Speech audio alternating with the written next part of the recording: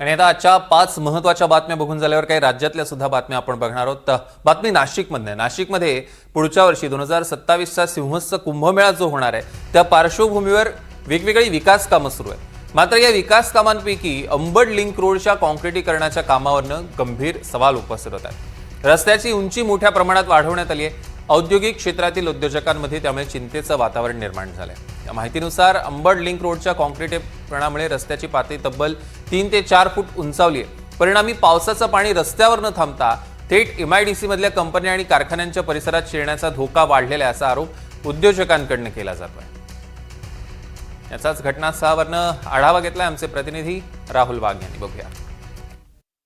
आगामी कुंभमेळ्याच्या पार्श्वभूमीवर नाशिकमध्ये जवळपास 35,000 किलोमीटरचे कामही करण्यात येत आहेत आणि यापैकी एक काम जे आहे ते अंबड सिटी लिंक रोडचं या ठिकाणी आपल्याला दिसून येत आहे। आपण आता त्याच ठिकाणी या ठिकाणी उपस्थित आहोत आणि याच ठिकाणी हे काम करण्यात येत आहे। खरं तर हा रस्ता या ठिकाणी बनवण्यात येत आहे। आपण जर बघितलं तर हा रस्ता एक ठिकाणी उंच असा बनवण्यात आलेला आहे आणि दुसऱ्या बाजूला देखील हा रस्ता याच पद्धतीने बनवण्यात आलेला आहे। मात्र जर समोर आपण जर बघितलं तर या सर्व कंपनी हा जो परिसर आहे संपूर्ण अंबड MIDC म्हणून ओळखला जातो आणि या ठिकाणी जर आपण बघितलं तर या संपूर्ण कंपन्या यामुळे खाली या ठिकाणी 3 फूट असणार आहेत आणि 3 फूट वरती या ठिकाणी रस्ता असणार आहे। अशा पद्धतीचं हे नाशिक महानगरपालिकेचं अजब काम आपल्याला या ठिकाणी दिसून येत आहे। एकंदरीतच बघितलं तर पावसाळ्यामध्ये या संपूर्ण रस्त्याचं पाणी जे आहे ते थेट या ठिकाणी कंपन्यांमध्ये या ठिकाणी प्रवेश करणार आहे। त्यामुळे कंपन्यांची देखील मोठ्या प्रमाणात या ठिकाणी नुकसान येऊ शकतं।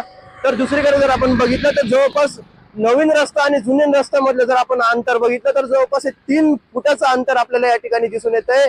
अशा प्रकारचं अजब काम हे नाशिक महानगरपालिकेच्या वतीने या ठिकाणी करण्यात येते आणि काही ठिकाणी या रस्त्याची उंची तब्बल 4 ते 5 फुटांपर्यंत देखील नेण्यात आलेली आहे।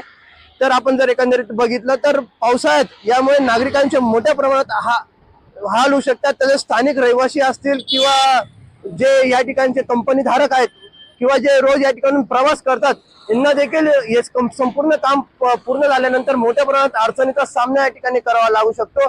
एकंदरीत हे काम नेमकं कोणाच्या सल्ल्यानुसार करण्यात आलं हा देखील प्रश्न आता मोठ्या प्रमाणात या ठिकाणी उपस्थित केला जातोय। राहुल वाघ, NDTV मराठी, नाशिक।